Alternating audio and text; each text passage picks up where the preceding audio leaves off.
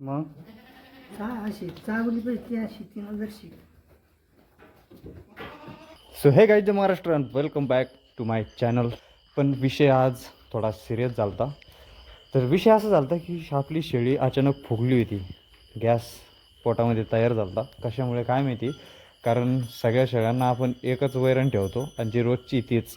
पण मग आज हिच्या खाण्यात बहुतेक किडा वगैरे काहीतरी आला असेल, तर त्याच्यामुळं एकदम टम फुगली होती. जसं की तुम्ही पाहू शकता. पण आता म्हणजे मी आत्ता तिला एक याच्या पुढचा घास 2-4 काड्या टाकलेला आहे आणि ती आता खाती. बाकी याच्या आधी काहीच नव्हतं खात.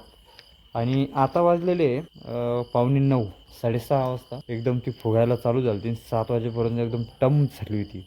तर तेव्हा काय केलं, थोडा इनो वगैरे तिला पाजून दिला. तिचं तोंड एकदम तिने लावून घेतला होता. त्यामुळे त्याच्यामध्ये एक काडी टाकून तिला थोडं रवंत वगैरे करण्यासाठी, जेणेकरून तिचं तोंड चालू असल्याने थोडा गॅस तोंडावाटे बाहेर निघून जावं यासाठी. तर तुम्ही पाहू शकता शेळी एकदम आता रिकामी झालेली आहे. एकदम पोट आतमध्ये गेलेलं आहे आणि खायला पण लागलेली आहे. इनो तर भाजलाच आम्ही.